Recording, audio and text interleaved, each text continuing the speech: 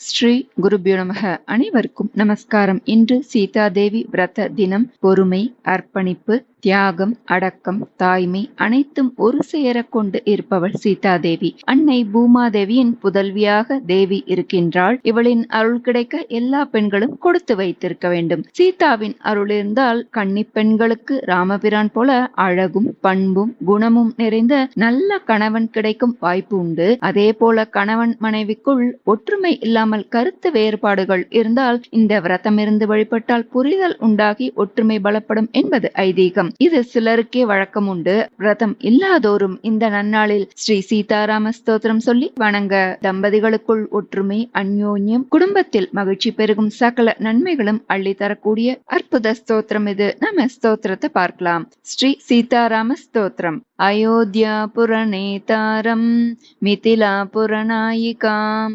ராகவாணாம் அலங்காரம் வைதேகாணாம் அலங்கிரியாம் ரகுணாம் குலதீபம் ச நிமீனாம் குலதீபிகாம் சூரியவம்ச சமுத்பூதம் சோமவம்ச சமுத்பவாம் புத்திரம் தசரதஸ்யாத்யம் புத்ரீம் ஜனகபூபதேஹ वशिष्ठानुमताचारं शतानन्दमतानुगां कौसल्या गर्भसम्भूतं वेदि गर्भोदितां स्वयं पुण्डरीकविशालाक्षं स्फुरदिन्दीवरेक्षणां चन्द्रकान्ताननाम्बोजं चन्द्रबिम्बोपमाननां मत्तमातङ्गगमनं मत्तहंसवधूगतां चन्द्रनार्द्रभुज मध्यं कुङ्कुमार्द्रकुचस्थलीं चापालङ्कृतहस्ताब्जं पद्मालङ्कृतपाणिकां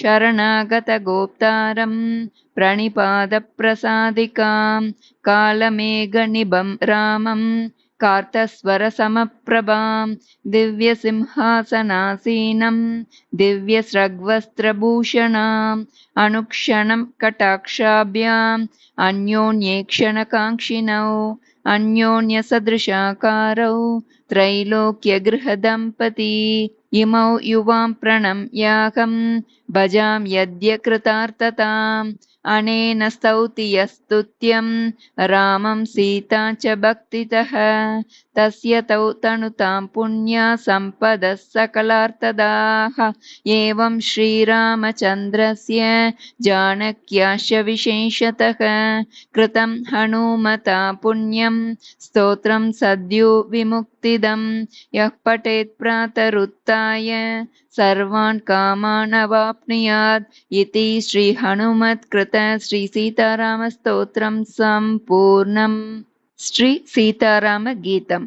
कमललोचनौ राम काञ्चनाम्बरौ कवचभूषणौ राम कार्मुकान्वितौ कलुषसंहारौ राम कामितप्रदौ रहसिनौ मितौ सीताराम लक्ष्मणौ मकरकुण्डलौ राम मौलिसेवितौ मणिकिरीटिनौ राम मञ्जुभाषिणौ मनुकुलोद्भवौ राम मानुषोत्तमौ रहसिनौ मितौ सीताराम लक्ष्मणौ सत्यसम्पन्नौ राम समरभीकरौ सर्वरक्षणौ राम सर्वभूषणौ सत्यमानसौ राम सर्वपोषितौ रहसिनौ मितौ सीताराम लक्ष्मणौ धृतशिखण्डिनौ राम दीनरक्षकौ धृतहिमाचलौ राम दिव्यविग्रहौ विविधपूजितौ राम दीर्घदोर्युगौ रहसिनौ मितौ सीताराम लक्ष्मणौ भुवनजानुकौ राम पादचारिणौ पृथुशिलीमुखौ राम पापनाङ्घ्रिकौ परमसात्विकौ राम भक्त भक्तवत्सलौ रहसिनौ मितौ सीतारामलक्ष्मणौ वनविहारिणौ रामवल्कलाम्बरौ वनपलाशिनौ रामवासवार्चितौ वरगुणाकरौ रामवालिमर्दनौ रहसिनौ मितौ सीतारामलक्ष्मणौ दशरथात्मजौ रामपशुपतिप्रियौ शशिनिवासिनौ रामविशदमानसौ दशमुखान्तकौ रामनिशितसायकौ रहसिनौ मितौ सीतारामलक्ष्मणौ कमललोचनौ रामसमरपण्डितौ भीमविग्रहौ रामकामसुन्दरौ दामभूषणौ रामहेमनूपुरौ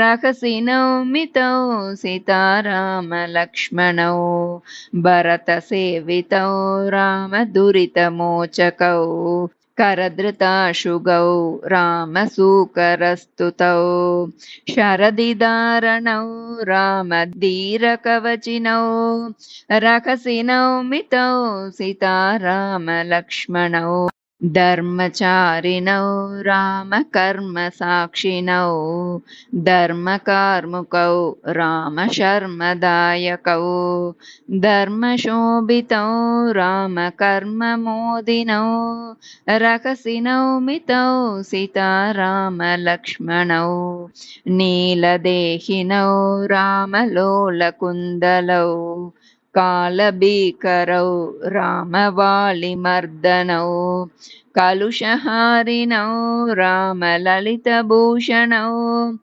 रहसिनौ मितौ सीतारामलक्ष्मणौ मातृनन्दनौ रामभाद्रबालकौ भ्रातृसम्मतौ रामशत्रुसूदकौ भ्रातृशेखरौ रामसेतुनायकौ रहसिनौ मितौ सीतारामलक्ष्मणौ शरदिबन्धनौ रामदलितदानवौ कुलविवर्धनौ रामबलविराजितौ सोलजाजितौ रामबलविराजितौ रहसिनौ मितौ सीतारामलक्ष्मणौ राजलक्षणौ रामविजयकाङ्क्षिणौ गजवरारुहौ रामपूजितामरौ विजितमत्सरौ रामभजितवारणौ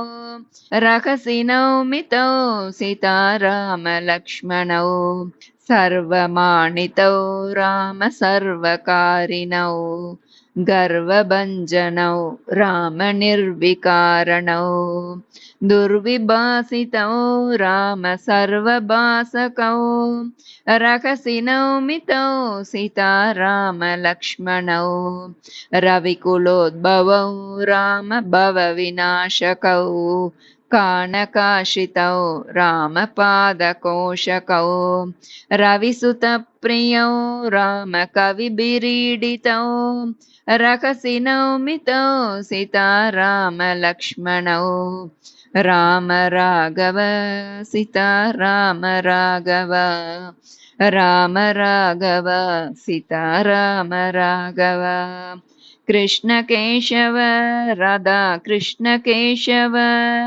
कृष्ण केशव राधा कृष्ण केशव राम राघव सीताराम राघव राम राघव सीताराम राघव कृष्ण केशव राधा कृष्ण केशव कृष्ण केशव राधा कृष्ण केशव सीताराम सीताराम सीताराम सीताराम